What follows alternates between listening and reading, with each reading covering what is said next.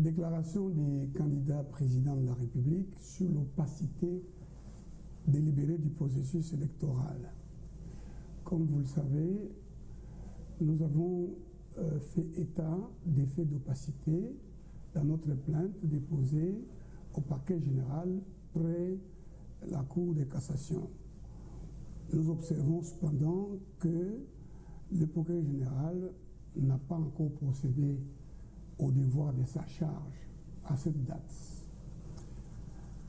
Nous avons aussi fait état des mêmes faits devant le juge constitutionnel pour lui demander de constater les irrégularités et d'ordonner à la CENI de poser les actes qui régularisent les processus, qui les rendent clairs.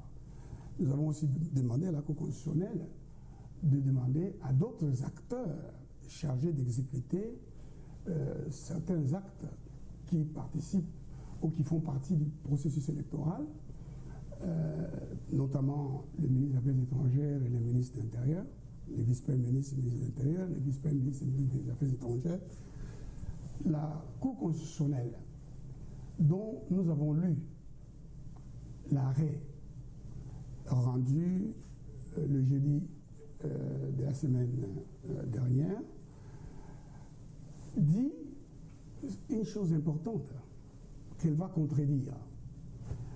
Elle affirme que le contentieux électoral comprend, bien entendu, le contentieux des candidatures et le contentieux des résultats, mais aussi le contentieux de régularité ou le contentieux d'irrégularité. Et elle affirme qu'elle est juge du contentieux de régularité ex ante.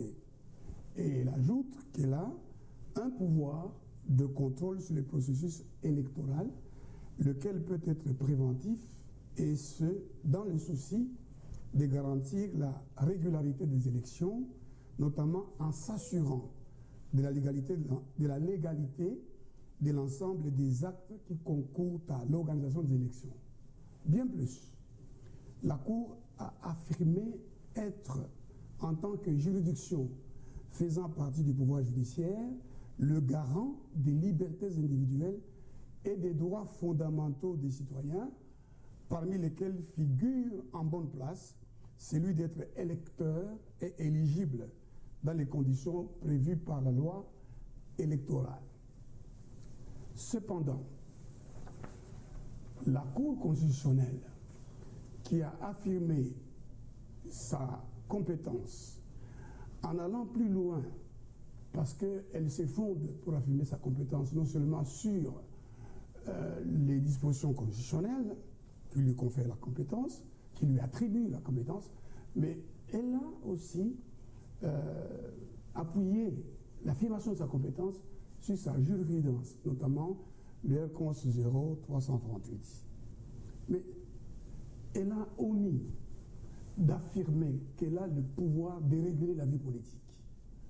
Elle a omis d'affirmer ces principes de nécessité qui fait d'elle gardienne des libertés publiques, des droits fondamentaux, des régulatrices de la vie politique, en vertu de ces principes salus populi suprema lex, qui traduit la loi de la nécessité.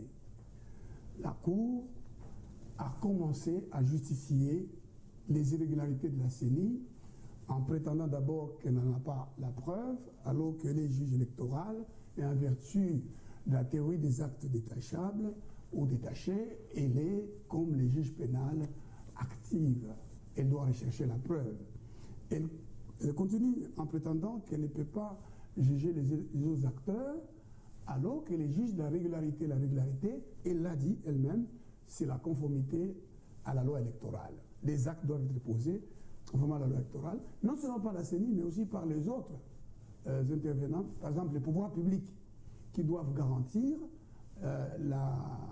les traitements sur le même pied d'égalité de tous les candidats, la protection égale, mais cette protection n'est pas assurée par tout le monde. Le président Fayulu vient d'arriver de Lodja, il a mis longtemps sur le chemin parce qu'il n'avait pas une escorte. En ce qui me concerne, j'ai reçu la lettre du ministre de l'Intérieur, du vice-premier ministre de l'Intérieur, mon estimé confrère, me disant qu'il a donné des ordres au commissaire général de la police et à l'autorité chargée de garder les hautes personnalités de mettre à ma disposition le 5 décembre. La lettre est parvenue à mon bureau à 20h, de mettre à ma disposition une escorte. Cela n'a pas été fait. Le processus est émaillé des violences graves. On a tiré sur un candidat député à Kassindi, il est mort. Il y a des gens qui ont subi des violences de la part des candidats qui exercent encore le pouvoir d'État ici à Kinshasa. La plupart des lieux de campagne ont été l'objet des attaques, des violences, et les violences se poursuivent jusqu'à ce jour. Donc, les irrégularités existent, la Cour constitutionnelle, tout en disant non fonder notre requête, a paradoxalement reconnu qu'il y a ces irrégularités. Notamment, elle dit, oui, les monnayages existent, mais c'est une responsabilité qu'engage l'agent de la CENI. Et cependant, l'agent de la CENI a agi en tant qu'organe de la CENI et engageant la responsabilité de la CENI en termes d'irrégularité.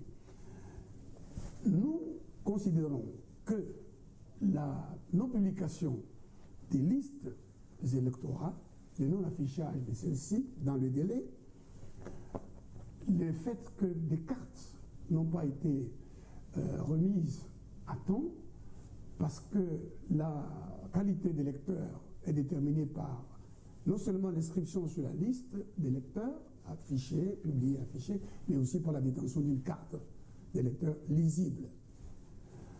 Puisque la CENI a commencé elle-même à reconnaître en disant, voilà, même si vous n'avez pas de carte, venez, nous avons un dispositif qui va vous permettre de voter dans les bureaux où vous êtes enrôlés. C'est qu'il y a un problème, il y a une opacité réelle, délibérée. En conséquence, nous appelons la CENI à organiser les élections dans tous les 30 687 centres de vote et dans tous les 71 727 bureaux de vote annoncés, dans le respect strict de la loi électorale, faute de quoi les dites élections seront notoirement irrégulières et fausses, et ces résultats non acceptables par le peuple congolais qui usera en conséquence de ses droits garantis par la Constitution, notamment par les dispositions de l'article 64 de la Constitution.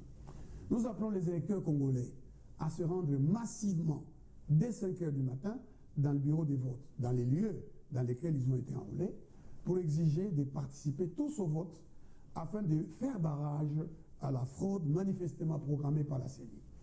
Nous appelons les observateurs de ces élections à user des moyens qui sont les leurs pour empêcher la fraude programmée par un simulacre électoral d'avoir effectivement lieu.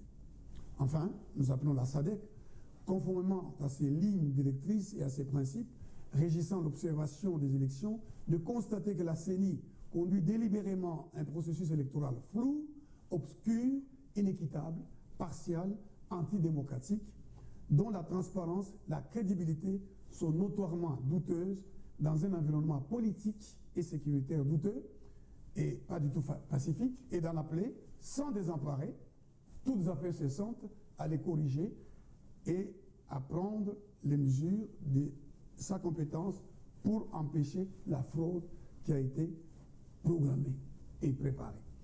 Fait à Kinshasa le 17 décembre 2023, les candidats président de la République, Martin Fayoulou Madidi, candidat numéro 21, Théodore Ngoï Lunga Masenga, candidat numéro 17. Nous vous remercions.